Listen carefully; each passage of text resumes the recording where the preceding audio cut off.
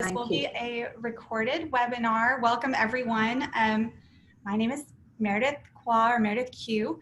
If you would like to call me, I'm with USA Mortgage. I won't spend a lot of time talking about USA Mortgage other than really proud to work at this amazing institution. It is it's a national mortgage company. However, one of our largest regional headquarters is located right here in beautiful McKinney.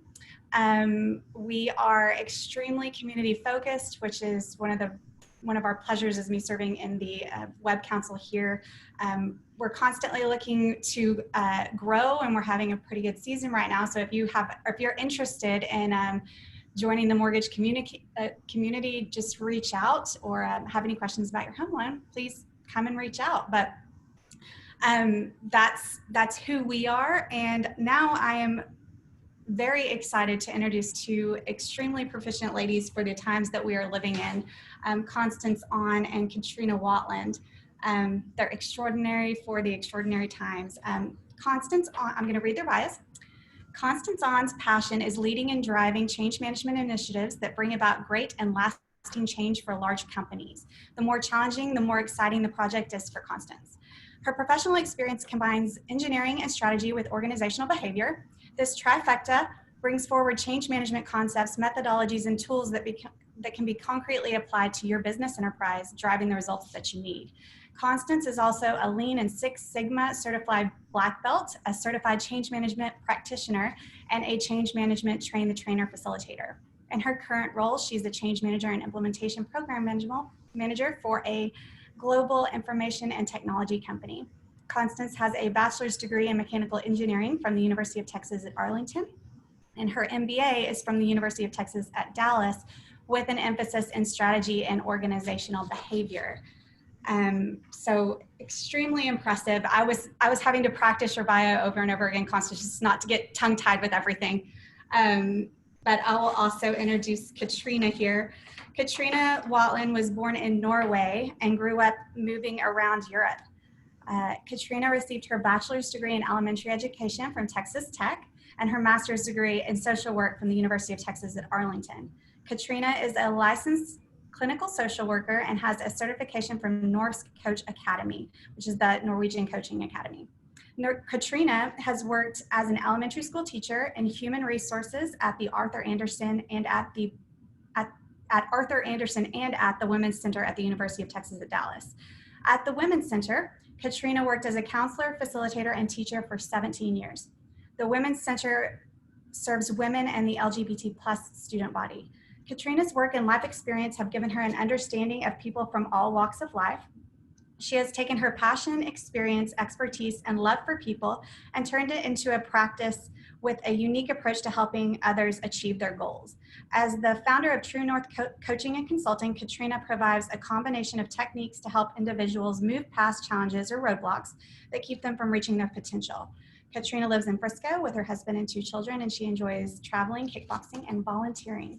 So, as I mentioned before, 2 incredible women to talk about the 2 topics that we have today, which is stress and change and focus, which I think we've got a really diverse group here on this webinar, and that's something that all of us can relate to. One of the questions that I wanted to start off with is really for Katrina, and it's an interesting question because I was sitting at home pre-COVID stressed out about something, and my husband is just not a stressed out person.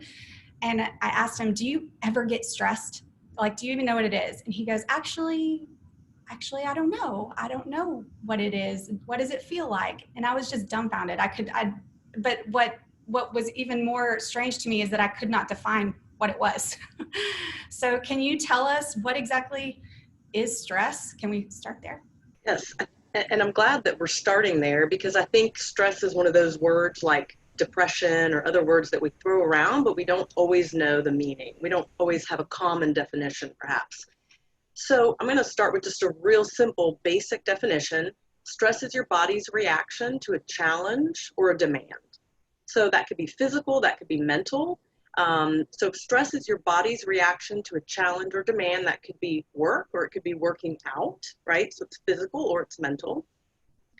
It's really it's a feeling. I mean, it's a feeling of emotional or physical tension, and it can come from any event or thought really that makes you feel frustrated, angry, nervous. And I think the thing that, and we'll probably get into this a little bit more, but your body responds to stress by trying to get back to normal. So if this is sort of like, you're stressed, your body is trying to bring you back to normal at all times. But when you're under stress, you have hormones like adrenaline that will surge, your heart rate will increase, your blood pressure will increase. And this is what helped our prehistoric selves survive, right? That's like our fight or flight mechanism. That has a lot to do with stress. So actually, if you'll just do this with me, if everybody will just take your fists and ball them up really, really tight and don't let go until I tell you to, even if you want to.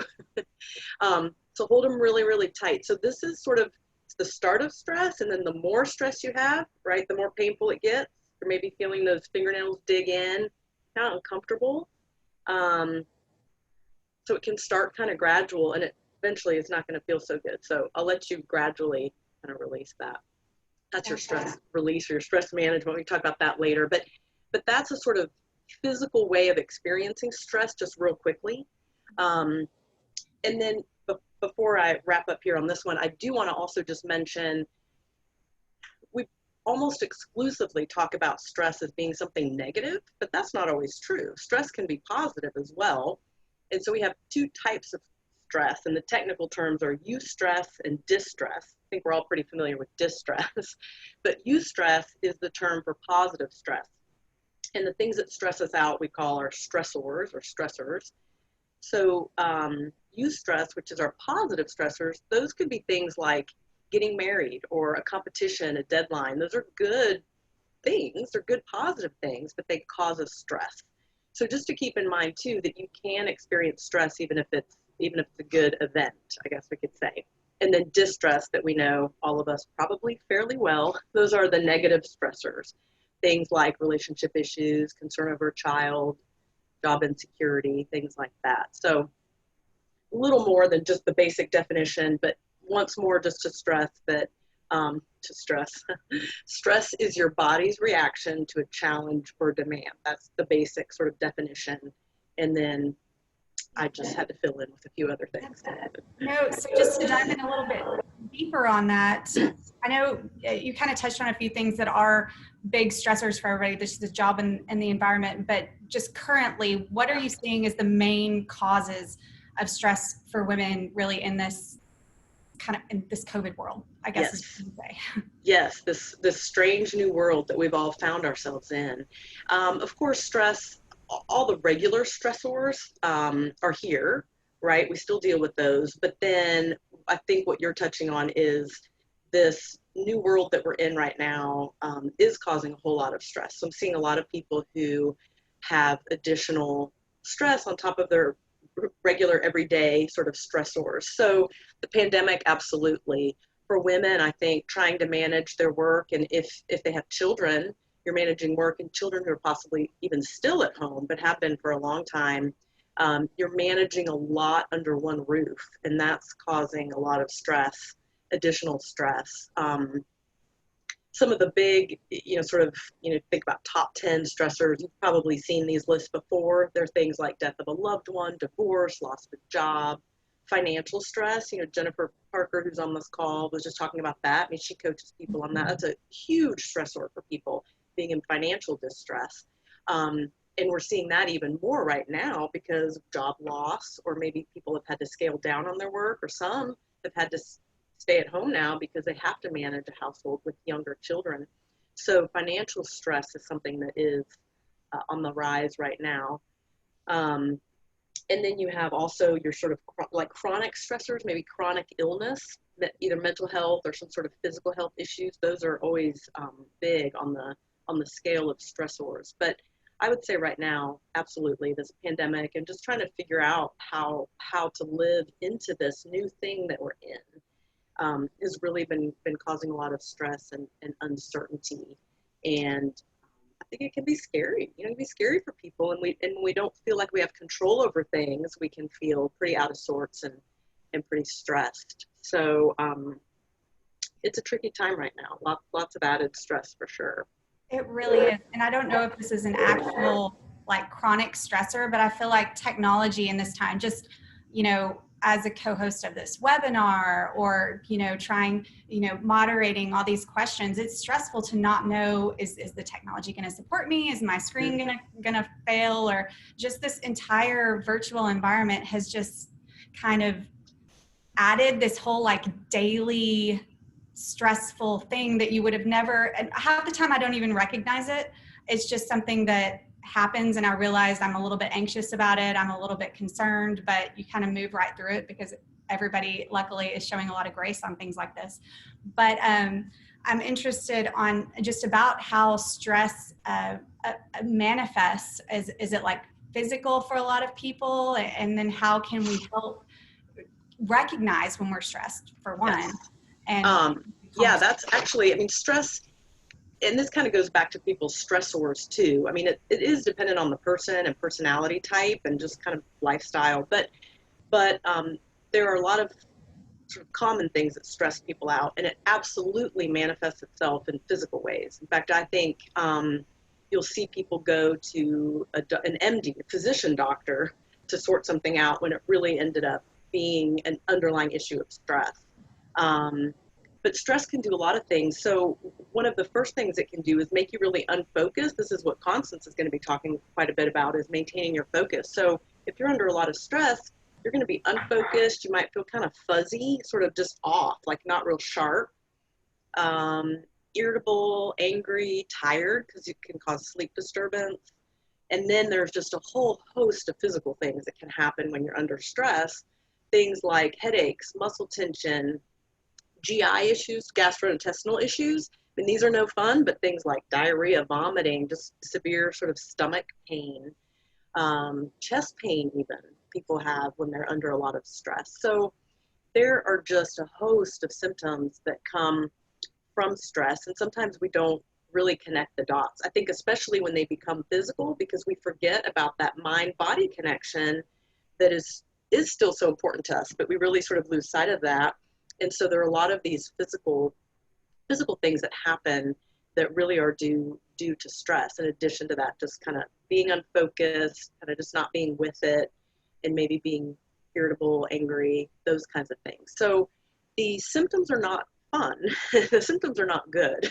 So that's the bad news that I will bring today. And I think we all know this. We've all been stressed before. We've all had these effects. But it is, to your point, it's really important to know and to identify so that you can work on the correct issue, rather than, oh my gosh, my neck is off, I need to go to the chiropractor. That might be warranted, but let's also look at the underlying things there that we can work on too from a stress perspective.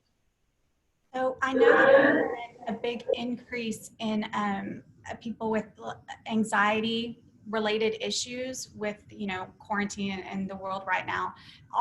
Is there an association between stress and anxiety? I feel like that may be a very simple question that we're all kind of nodding of course, but is like, can you tell the difference between stress and anxiety? And, you know, wherever that question is going to take us, I feel like Yes. that's a big one, but one I'd like to ask.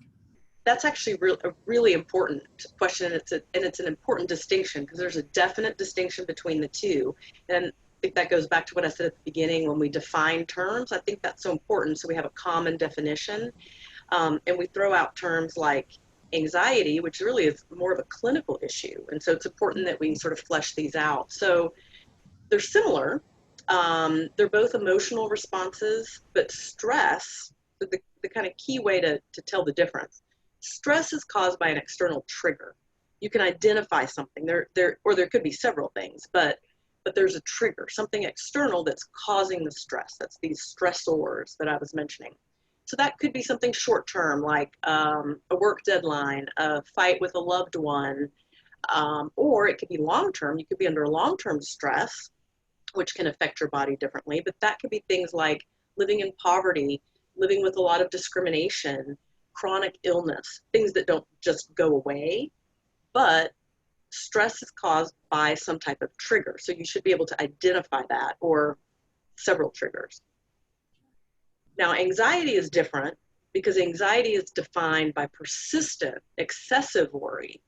So these don't go away even in the absence of stressors. So there might not be a stressor in your life. I mean, there would be something, but causing this anxiety. It's more like, I think of it more as like a blanket. Anxiety is almost just like a blanket of worry that's there all the time. And if there's anyone on this call who right now is going, you know, a lot of women really suffer with this. It's this persistent, excessive worry. There isn't a threat present. You know, really, if we go back to that fight or flight mechanism, the reason we kind of have all of these responses to stress is it's survival. We don't have a threat to our survival, but we have this persistent anxiety. So we're talking here a clinical issue. And I would really encourage anyone who feels like this resonates with them to talk to a professional, you know, really just to get a good diagnosis and get some good help in managing that. Really difficult to live with anxiety. That's really, really hard. So I hope that's clear in sort of delineating stress. Everybody experiences stress. We all experience stress. There are triggers, 1 or 2 or 20 that cause it. Anxiety, we don't all experience. That's more of a clinical condition. It's kind of an all the time thing. It's a blanket of worry. It's a much more persistent type of issue. So I hope that's a clear way of defining those two, because they are different and it's important to know the difference. And as far as working with stress and anxiety, you do need to work with them a little bit differently. The symptoms are nearly identical. You have all the same, you know, GI issues, muscle tension, headaches, anger, irritability. You really can't tell just from the symptom. So you do need to know a little bit more about the person's story and kind of where this is coming from. Yeah, well, that's actually very profound insight, because I kind of always associated them as one and the same. And with, you know, mental health is a priority right now with everything being so out of whack. But yeah, that actually just taught me, I struggle with both stress and anxiety. And I also struggle with knowing the difference between what it is. And so there's no shame, at least in my life, of saying, yes, I am anxious. Yes, I am stressed. And sometimes you need to talk to people. So agreed with those notes. If anyone can relate, do talk to a professional and, you know, talk it through, see what can help, because right now there's more than just you that are in the same boat. But to that point, what are some of the best practices in managing stress right now? Are there, you know, the apps, or I guess maybe that's more for calming and anxiety. Does that work for stress too? Is it, you know, logging in early on the webinars? What can help? Yes, there's lots of great things. And in fact, and I won't, because I know we want to hear Constance as well, but I could talk about this for an hour, just this, or maybe more, maybe all day, on ways to sort of manage stress, because there are a lot. You mentioned apps, or people that, I'm not a big app user, but I know that a lot of people really do get some good benefit of that. Reminders to breathe, or, you know, take 1 minute, things like that. But I have a couple of just sort of go-tos. The first one I want to talk about is what I call the big 3. And this is really just good basic building blocks for mental health in general. This will help for stress, for anxiety, for depression. And these big 3 are good sleep, good eat, and good exercise. And when I would work with students at the university, this is when they'd all roll their eyes, right? But this is so important. And I'm not talking about anything extreme. Good sleep just means having a good regular sleep routine and getting enough sleep. So many of us are sleep deprived, and you're really starting at a 1 down position if you don't have enough sleep. So getting good regular routine sleep and enough sleep, that's different for different people, but you kind of know what's enough for you. Good regular routine and nutritious meals. That doesn't mean you can't eat junk food sometimes, but for the most part, you're eating good food and you're eating it throughout the day. You're not skipping meals. And then good regular routine to exercise. Again, nothing dramatic. You don't need to get up at 4 a.m. and lift weights for 2 hours, but you need to move your body. You need some heart pumping, sweat inducing exercise several times a week, and then moving your body every day. Take the stairs instead of the elevator, those kinds of things. So good sleep, eat, and good exercise is your baseline. That's a must for managing stress. It's a must for managing a lot of other things too, but this goes for you, your children, if you have them, family members. Everyone needs good sleep, good eat, and good exercise. We know this, but we just sometimes don't do it So this is just a reminder. And then the other one that I think is important to mention, I've got a long list, but I do want to mention this one. So when we're under stress, I talked about at the beginning, all of our body systems rev up, right? Our heart rate increases, our blood pressure increases. We've got hormones that are surging.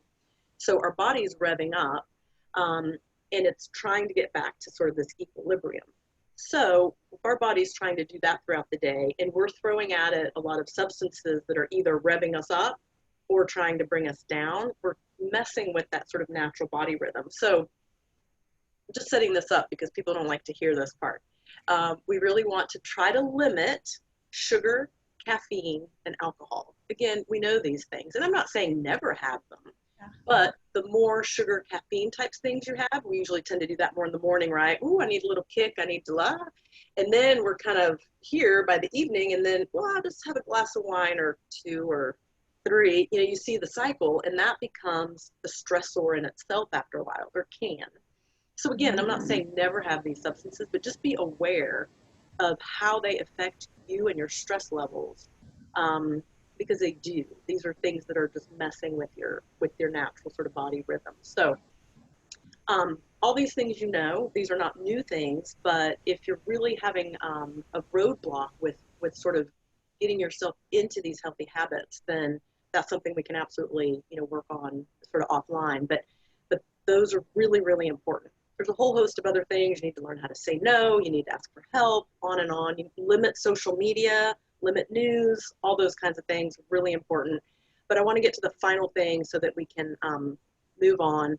I think a really important thing is taking some time for yourself, doing some either deep breathing, meditation, yoga, whatever in that sort of area appeals to you, I think can be super, super helpful. So I want you to join me in one more activity before I close out on this question. And this will be the opposite of our balled up fist, because that's just painful. We don't want that stress and that pain and that digging into our skin. So what I want you to do now instead is just to kind of get as comfortable as you can in your chair. A little bit hard when we're sitting in front of a computer, but I invite you to, if you're comfortable, to close your eyes. And if not, you can leave them open. And then I invite you to take some good deep breaths, inhaling through your nose and exhaling through your mouth.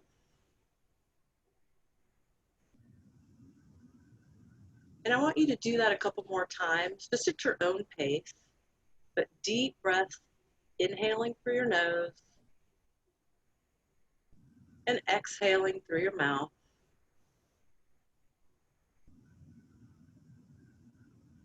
And just take a couple more good deep breaths.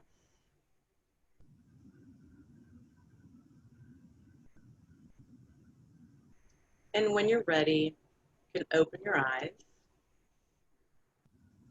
And I hope that in doing just that, I don't know how many seconds that was, but pretty brief, but in just doing something like that, that you provide yourself with a little bit of stress relief. It's a great way to manage stress. So I hope. And so if you close your eyes, it's usually a little more helpful, but that's one of my favorite ones. I just think and it's so portable. You can take it anywhere, do that anywhere. It doesn't take a whole lot of time, but it does take a little bit of training. So I think I will end on my best practices there, but just know I have more in my back pocket if anybody wants to discuss it further. You were going through that list, learning to say no, taking personal time. I know I have so many, but I know we don't have time for all of those. So that's a good lesson. And just you know, Apple doesn't throw anything in their products without a lot of science and research into it. Mm-hmm. So that reminder to breathe, which I actually have turned off because it had kind of annoyed me, would actually be a really good thing for me to pay attention to if I'm being really honest with myself. And I feel like, you know, it's like you mentioned, it's things that we know, but whether or not we're willing to dedicate to putting these things in play in our lives is something different, because it's hard. And, you know, breathing isn't hard, but for some reason it is.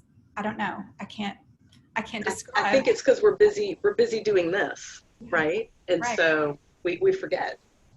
Yeah, or yeah, exactly. So that kind of goes into where this to bring Constance into the conversation, because she has incredible insight on during this stressful time, how can we stay focused and actually achieve the goals that we're, you know, we have on our long slate of things to do. You know, with the current environment of everybody being extremely stressed out, anxious, Constance, what is your number one tip for people who don't have the time or energy to focus consistently on their goals? Well, um, I'm going to answer this question differently than I originally was thinking, and I'm going to tie it back to what Katrina was talking about.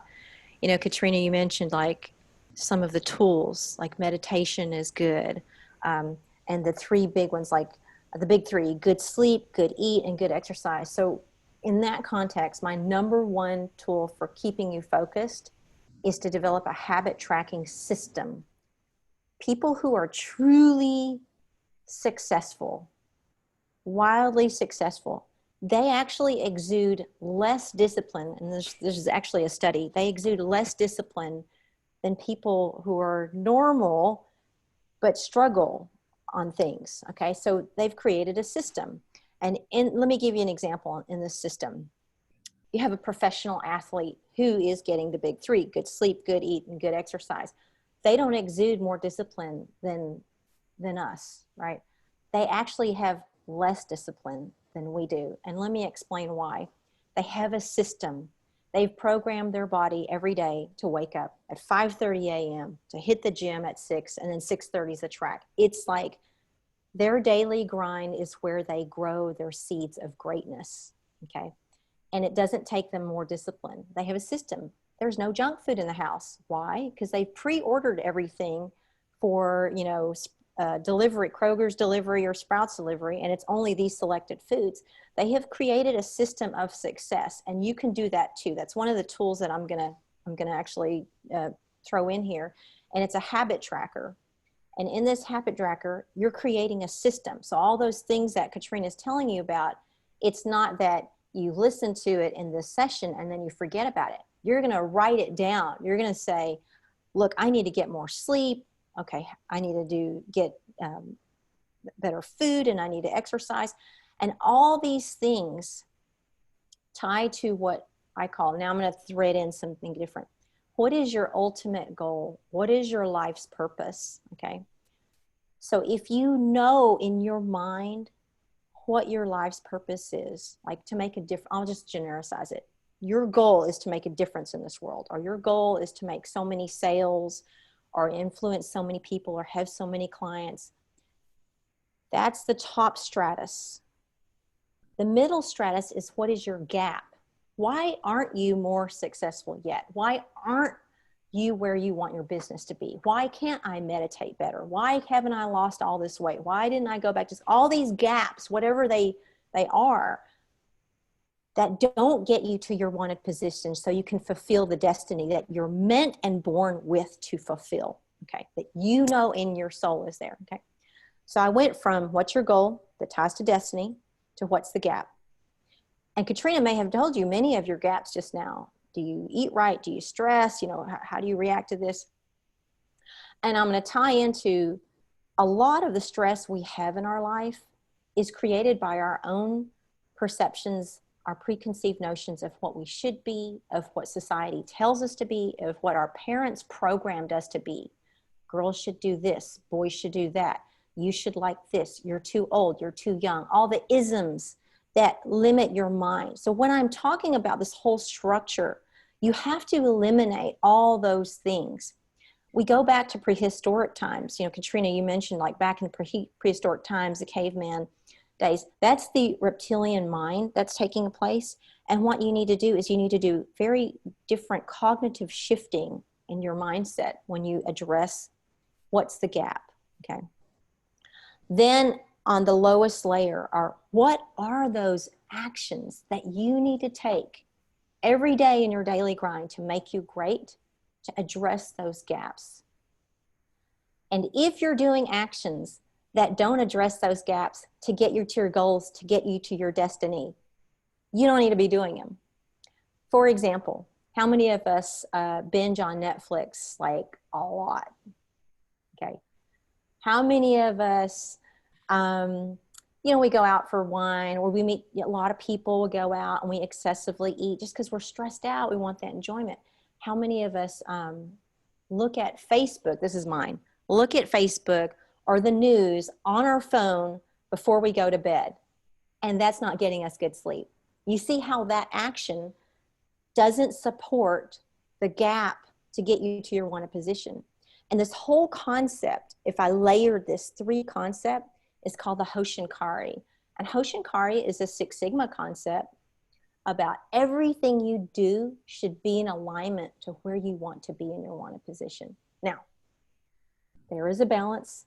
Yes, sometimes I goof off and I watch, the latest Disney movie with my kids because they want to spend quality time with me. But with a second degree of relationship, it still ties to my higher purpose, because one of my goals is I want to be the best parent that I can be, right?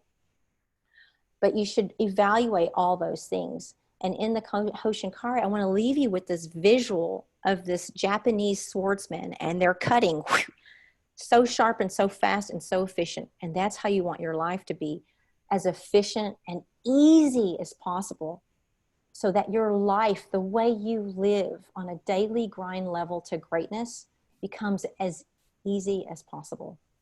And I'm not saying that, wow, it's so easy for me. I get constant change thrown at me, and, all these Maslow need hierarchy changes happen, but you've got to keep that focus. And I can't emphasize the tool that Katrina told you about, that breathing and meditation. I do that every day.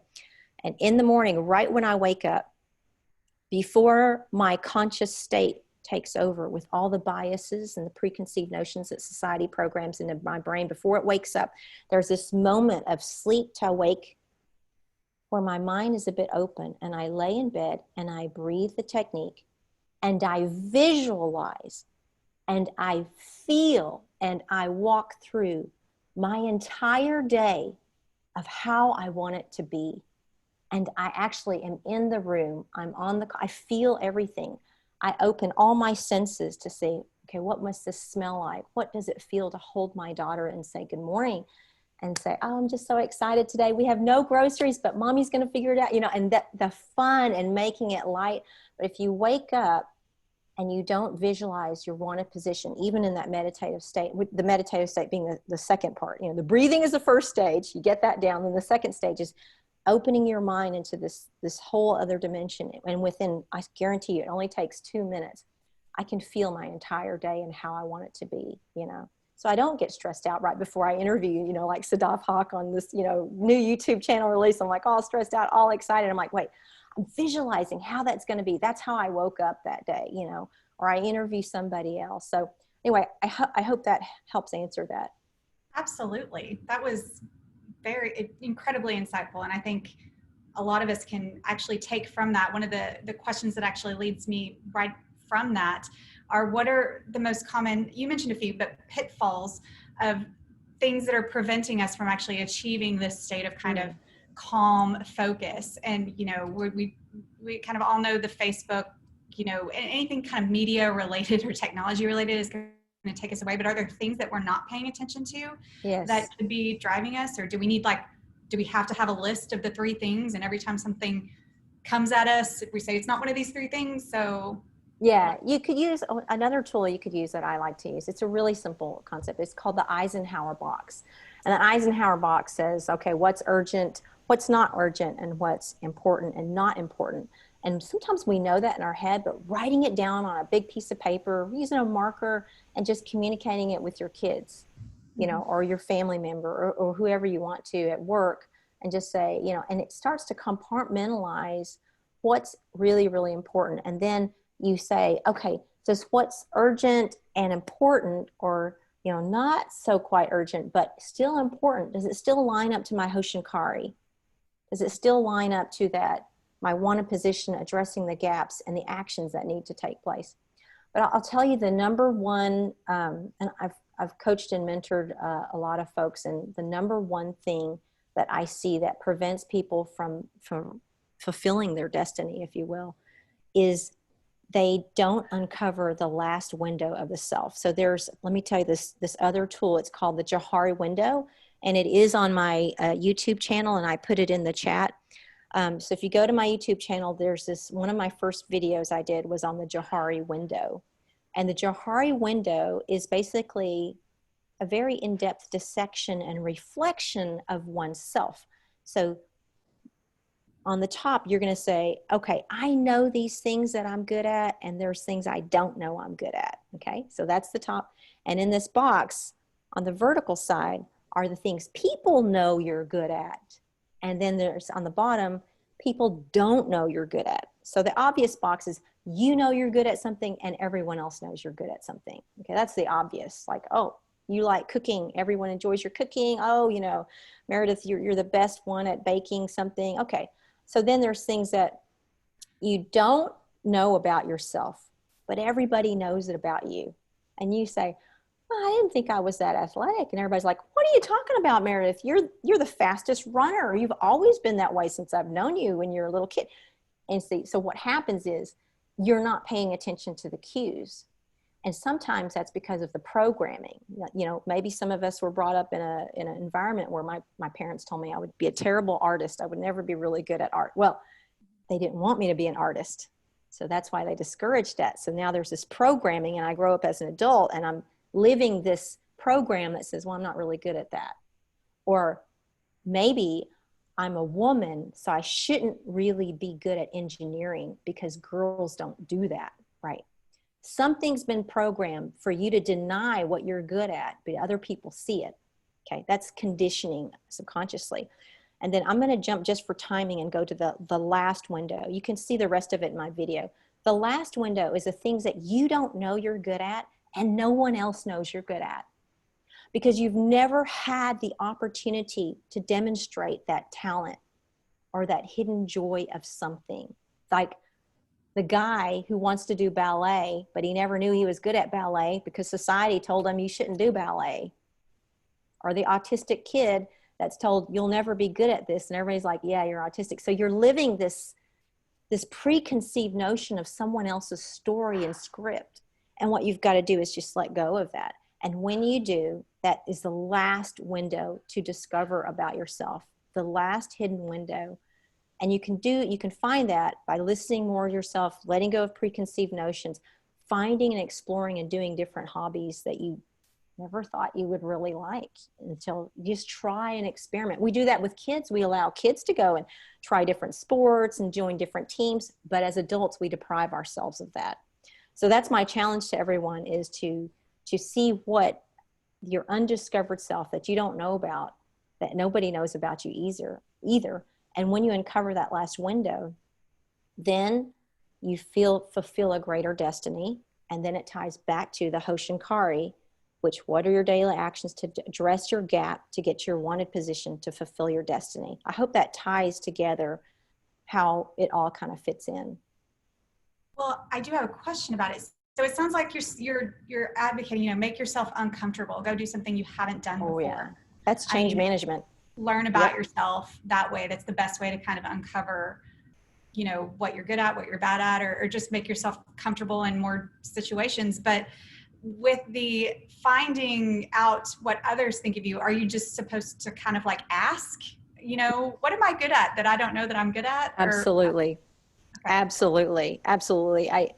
There's one thing between like trying to read between the lines, and I've just learned with change management, I just go to people I trust, and I look up to them. I know they have solid opinions, and they'll be honest with me. They won't sugarcoat it. Not everyone's going to be so, and just ask, do you mind if I get feedback from you? What do you think? Do you think I'm really good at sports, or do you think I'm good at cooking, or what do you think if I picked up this other hobby? Well, Constance, you already have 20 other hobbies. Like, oh, that's a good point. But what am I learning from these hobbies? And just that question makes you start exploring things, And I don't know if any of y'all can relate. If y'all have like too many hobbies, that's a good thing. That's not bad, right? Yeah, no, it's hard. I have two small kids, so I feel like I never have time to actually try anything new. But that's also a story I'm telling myself, because there's always enough time to do 30 minutes of something I haven't tried before, like learning a new language or Yeah.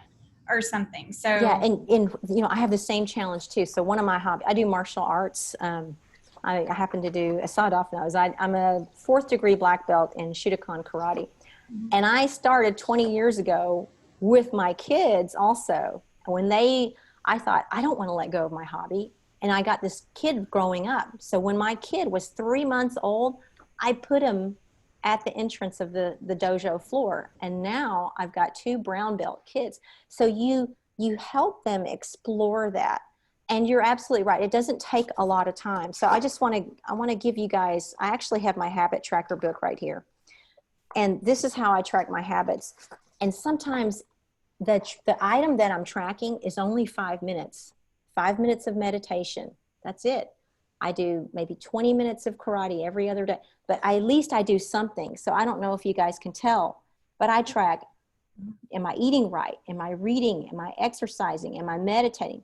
So I know it sounds really, really baby and simple that I'm tracking every day, and that seems like a lot of work. But that's why I say greatness is sewn into your daily grind. The minute that you let go, happenstance happens. Okay, and that's one of the things of losing focus is you let happenstance of life happen. Somebody gets sick, you got to go take care of her, Meredith. There goes your checklist. There goes your habit tracker. There goes your system. You know, your mom, or you got to go and pick up the kids, and something's busy. You're on the PT. All that can go away because life is about happenstance. And happenstance, what happens in that situation is that you look back at your life in a year or 2 or 10, and you realize you're just a result of a reaction to what life has given you, where you've not driven the Hoshinkari, and you've got to take direction and guidance and remain focused. You can deviate from the habit tracker like a day. My golden rule is I don't deviate more than 1 day unless I got sick. Okay. So I know that discipline seems like really regimented, but if you want to control something great, let me ask you something. Are your daily actions, how do they tie to what you want your future to be?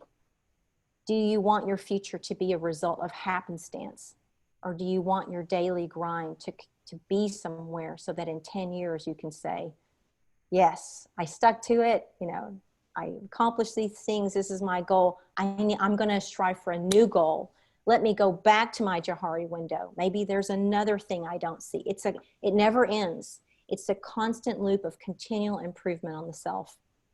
So we just had a question come through that ties directly into this. Do you track as you complete a task, or is it do you kind of do it all at the beginning or the end of the day, or is it throughout the day process? You can do it any time. I check in. Sometimes I'm so undisciplined, I have to do it in the afternoon because I'm like, I don't feel like I'm on track. I haven't read I do a lot of reading. That's the research that I do for my YouTube channel. I have to stay on top of that. I don't feel it today. So I'll look at my habit tracker and I'll go, oh, I'm almost there. I've got 3 more to go, but I missed one because I wasn't feeling well yesterday. That's okay. But at the end of the day, I check in again.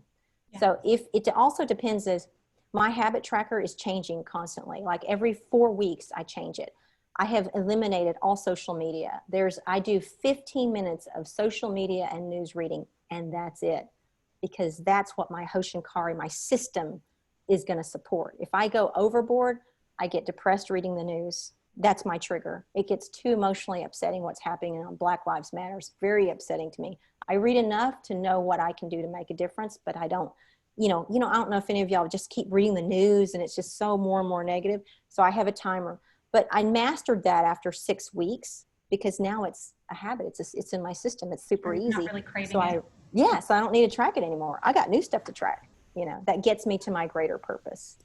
And I feel like kind of what you and Katrina are saying are similar in that, these focus and I guess focusing on calming down and getting a good hobby can be part of that Hoshinkari that aligns, but that also might de-stress you. Things like Yoga comes to mind as something that has kind of a history of being both a healthy activity, and a stress relieving thing. But it can, I mean, pottery making, or, you know, painting or anything like that, where if it aligns, maybe your goal could be beauty, you know, you want to make the world a more beautiful place. Well, Right. planting a tree or planting a garden, does that also relax you and help you take your mind off of your stressors and things like that? So it's kind of a really beautiful alignment. Yeah. And the more as you look at different hobbies, there is a direct correlation between what you discover in your hobby that you realize in some other part of your life, for sure. You know, and I could tell you, you know, some of the hobbies and how they connect completely to my business and to my work. You know, I'm an aquarist. I have a 200-gallon reef tank. And let me tell you, those fish have social order, and they're very intelligent. And you have to, you know, there's so many fine-tuning things on a reef tank. And I have taken all those concepts, all the processes that I've had to go to create that piece of art with my kids. They both have aquariums also. And I bring it back to the office, and they're like, where do you come up with these ideas? And it all supports it. It's a whole ecosystem that you're creating. So never think your hobby is selfish and it doesn't contribute to any other part of your life. If you really are integrated in it and you take time to really observe, it is all tied together. Sure. I know a lot of us can, I'm in marketing, so I can always tell you that if I take a moment to do something that I'm not concentrating on a project that I'm doing, I can always come back to it and move a little bit faster, especially if I have like a writing block or something like that. Absolutely. But that does, what you were just referring to is, you know, picking your hobbies and things like that. I guess setting the goal first would be the most important to that process that we're talking about, it remaining focused. Yes. And how do you pick a goal? How do you know if it's the right goal? Are there it's trial and error. It's looking at your whole Hoshinkari. Let me tell you, you can't just put everyone on a piece of paper and say, well, what's your higher purpose? I mean, a lot of us, we're still looking for a higher purpose. I have, you know, my higher purpose has evolved and changed. And, you know, but I say my mantra, notice my opening was, I want to be the Asian Oprah Winfrey or the female Simon Sinek. You do have to communicate that in your, you know, when you're engaging with people, to reinforce what your purpose is, and see if I get feedback on that or not. If no one ever says like, oh, Constance, you're not that good of a public speaker, or Sadaf says, yeah, I didn't think the interview went that great, or, oh, it's okay, but I'm not willing to interview again. Like, those are kind of hints, you know, like maybe I should change things, or mommy, you're not talking to me the right way. I'm like, okay, I need to improve as a mom, you know? So those goals get tailored slightly, but once you stick to it, my goals do last about 3 to 5 years, I'll say.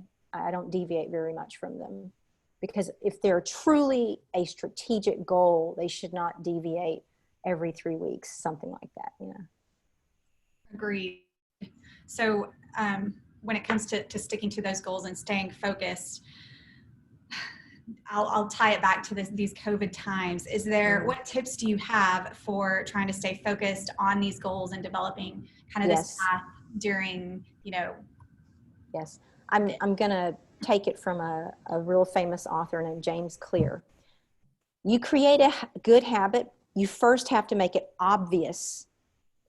You have to make it obvious. So putting it in a tracker, writing notes, creating a system, you have to make it attractive. Is it rewarding? If I eat right, buy new clothes to make yourself look better. I buy clothes that, you know, like, oh my God, I've never wear this out in public, but you know, I'm like, okay, I'm going to wear it anyway. And I'm going to go out to the gym. And even though it's something I'm uncomfortable, and 3 months later, I'm like, wow, this shirt really fits now. So you've got to make it attractive. There's got to be an incentive. Or if I do this, I get to go out and eat ice cream with my friends, or I get a new heart rate monitor. So that's the attractiveness. You have to make it easy. Those professional athletes, they have the food delivered. They don't go out and walk down the cookie aisle with their kids like I have to. You know, I'm like, oh my God, that's too much discipline. So I'm ordering all the groceries in now, right? So you have to make it satisfying.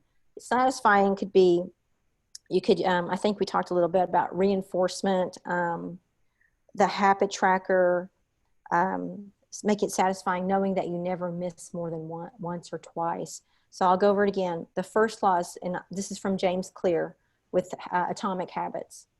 Make it obvious, make it attractive, make it easy, make it satisfying. Now I'm going to tell you how to break your bad habits, okay?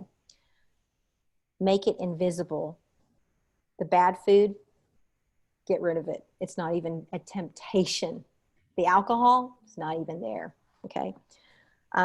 Make it very unattractive, okay? You know, I've got some clothes that I'm not proud of that, you know, they don't fit me anywhere. I put it right in front of my door over my closet. So I tell myself, every time you want to eat that donut with your kids, because I have weakness for donuts, I look at that big shirt and I go, I don't want to be there again. I make it so unattractive and embarrassing. And my kids will remind me, Mom, that shirt, you got to fit in it, you know. I also, it's 3, make it difficult. And it's called friction. You make it so difficult, it's hard to get to there. So if you want to eat that donut, you got to put it in the pantry on the highest level with this giant saran wrapper so that when you open it, everyone hears it. And then it becomes difficult.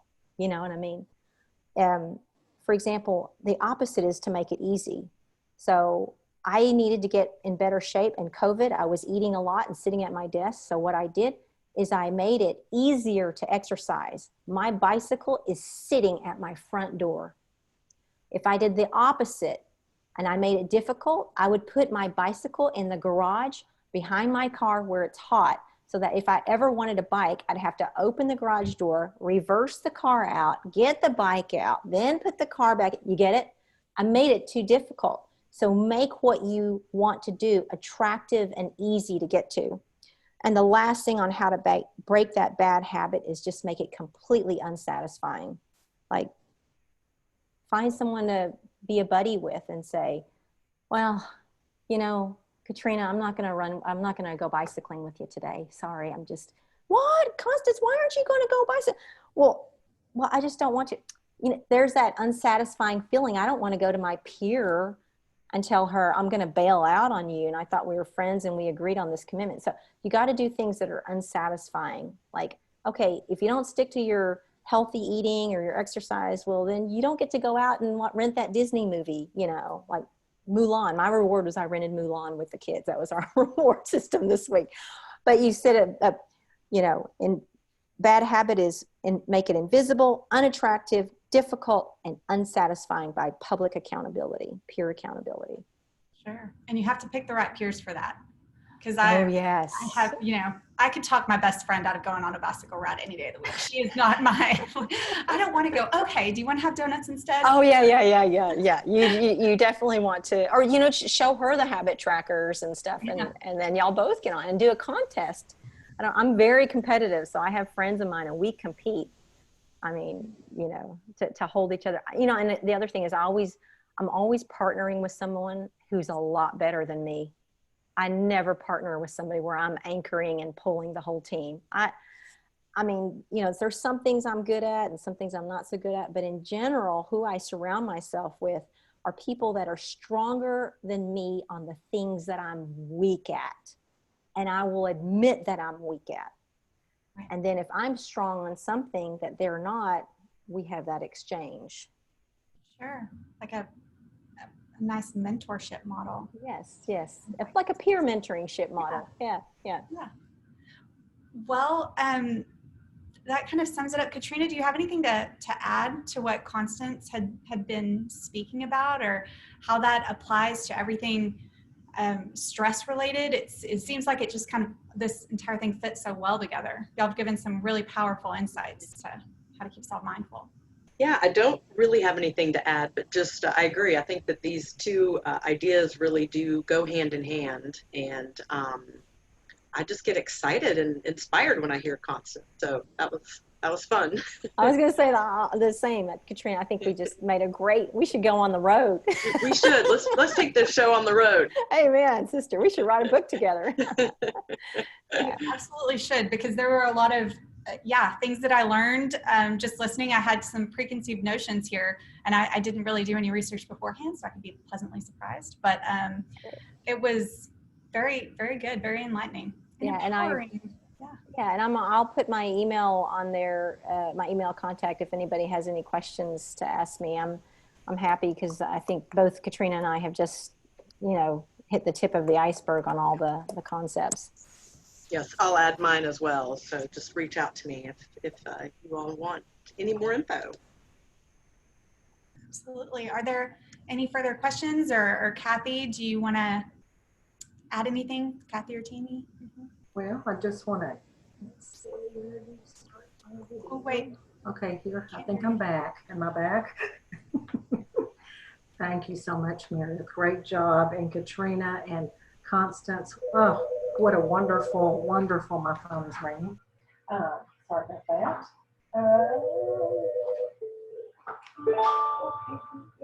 Welcome to the mic. Those technology stressors that we were talking about. This is excuse me, have a new phone system.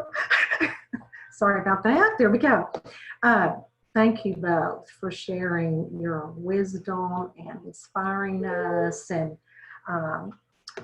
helping us to think about making ourselves less stressed and taking the time to do that. And it's odd, but it reminds me of when you're on an airplane, which one day we'll get to do that again if you haven't recently, and they always tell you to put your oxygen mask on first before you put it on your child, because you have to take care of yourself to be able to help others and be all that you can be. And I know we all kind of push ourselves to the side and forget that on a daily basis, and it's inspiring for you to give us these wonderful tips on how to make it easier to accomplish those things and to stay focused and to think about distressing, and especially during these times. And I think we all have a little bit more, even though it seems chaotic and crazy, but I do think we actually all have a little bit more time to make some of those things happen right now.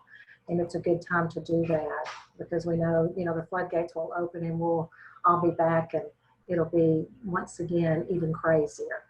But thank you so much, both of you, for taking the time to share all your wisdom and inspiring us.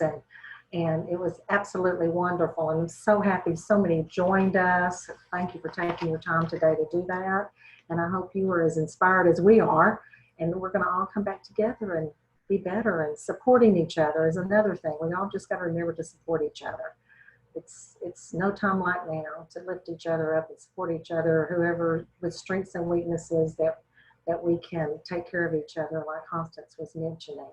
So more information will be coming out about our next web social, which will be a morning social, as I mentioned, on Tuesday, the 29th of September. So more to come on that. And I want to thank Tammy Alexander for all her time today and taking care of the controls at the ship and making everything happen. Tammy is the senior vice president of the Frisco Chamber, so we depend on her to help us make all this happen, and thank her so much for her time today. And Tammy, do you have anything to add?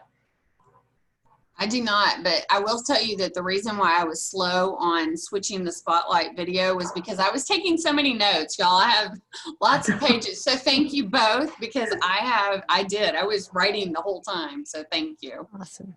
And everybody remember, if you need some help or need any assistance during this time with your business, or you need any resources, do reach out to the Chamber, because they have been working hard to make sure that they can keep you updated with the latest resources and things that you can help you during this time, because we know it's not an easy time. And do remember to reach out to Tammy and look on the Chamber's website. There's lots of good information there. So thank you all. You have a wonderful rest of the week, and look forward to seeing you all in person one of these days.